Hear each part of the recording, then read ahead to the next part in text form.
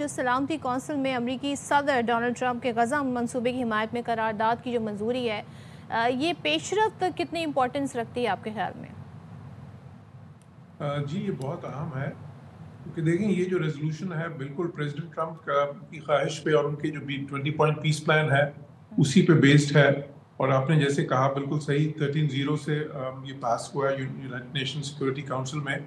रूस ने भी अपना जो है रशिया ने अपना भी एक पेश किया था मुतबादल जो रेजोल्यूशन, लेकिन उसको कोई इतनी ज़्यादा सपोर्ट नहीं मिली। तो वो फिर जो है वो तो फिर उस तरह से उस पर रायशुमारी नहीं हुई और इसी पर हुई और ये पास हुआ है। अब इसमें जो अहम नुकात हैं वो 3-4 हैं। पहला ये कि ये अंडर चैप्टर 7 हुआ है, ये बहुत अहम है इसलिए कि अंडर चैप्टर 7 जब कोई रेजोल्यूशंस होते हैं तो उसको बेसिकली आप वो बाइंडिंग होते हैं। तो उसको यूनाइटेड नेशन सिक्योरिटी काउंसिल जो है ना वो बाकी सारे मुल्कों पे बाइंडिंग कर देती है और उसके लिए इवन आप यूज ऑफ फोर्स जो सी है वो भी ऑथराइज कर जो है ना यूनाइटेड नेशन सिक्योरिटी काउंसिल पे करती है कि उस पर अमल दरामद होगा। इससे पहले जितने भी रेजोल्यूशंस हुए थे रिसेंटली ये गजा के ऊपर यूनाइटेड नेशन सिक्योरिटी काउंसिल में भी, वो अंडर चैप्टर 6 हुए थे, तो इसलिए उसमें कोई बाइंडिंग कैपेसिटी नहीं थी, तो इसराइल ने उसको इग्नोर कर दिया था बिल्कुल। अच्छा, दूसरी चीज ये है जिससे आपने कहा कि इसमें एक बोर्ड ऑफ पीस का क्या लाया गया, वो इसी रेजोल्यूशन ये जो 20 पॉइंट प्लान का हिस्सा था वो इस रेजोल्यूशन में आ गया मुकम्मल तौर पे।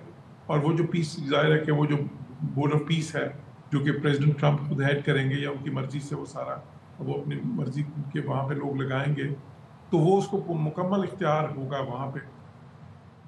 उसके अंदर एक वो कमेटी बनेगी पैलेस्टीनियन टेक्नोक्रेटिक जो है ना कमेटी बनेगी जो रोजमर्रा के नज़्म नस्क के लिए, लेकिन और फिर साथ ही एक इंटरनेशनल स्टेबलाइजेशन फोर्स का क्याम जो है ना वो भी इसी रेजोल्यूशन में है, वो लाया जाएगा। उसके लिए देखें बहुत से मुल्कों ने, क्योंकि प्रेसिडेंट ट्रंप उसके लिए ऑलरेडी लॉबी कर रहे थे, तो बहुत से मुल्कों ने ऑलरेडी उसके लिए इंडिया दे दिया है। मिसाल के तौर पर इंडोनेशिया ने दिया है, अज़रबैजान ने दिया है, इजिप्ट ने भी कंडीशनली दिया है कि इसी तरह तुर्किया ने कहा है कि अगर हाँ अगर फला चीज़ें अगर उसमें उसका जो लीगली फ्रेमवर्क है वो ठीक होगा तो हम भी इस पर बिल्कुल कर सकते हैं।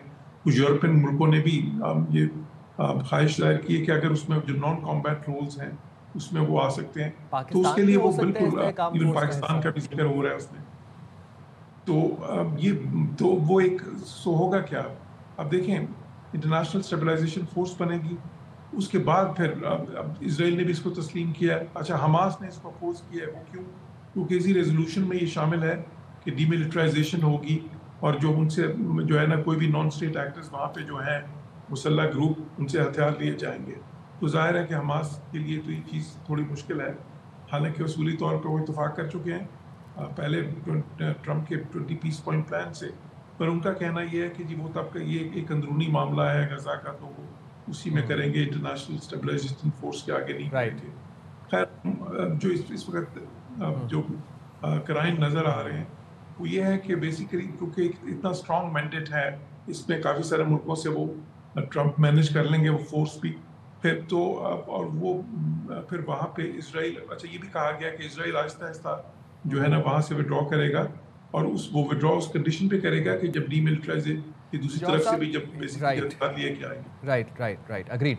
जॉर्ज साहब, एक और चीज़ भी हमने देखी डेवलपमेंट ये थी कि सऊदी वली अहद की अमेरिकी सदर डोनाल्ड ट्रंप से मुलाकात हुई। उस मुलाकात में सऊदी वली अहद ने ये कहा कि अमेरिका में सरमायाकारी जो है वो $600 बिलियन से बढ़ाकर $1 ट्रिलियन तक ले जाएंगे।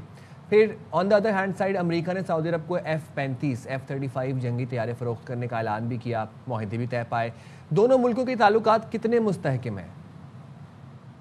जी बिल्कुल, देखें पहले भी जो मोहम्मद बिन सलमान है क्राउन प्रिंस, उनके ताल्लुकात बहुत अच्छे थे ट्रंप के साथ। उनके पहले दौरे हुकूमत में भी देखें उस वक्त दोनों मुल्कों के दरमियान बहुत ज़्यादा ताउन बढ़ा और एक बहुत ही अच्छी रेपो थी।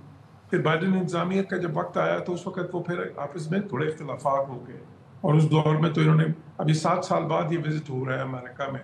ट्रंप के पिछले दौर में थे और अभी जो है बीच में वो नहीं आए।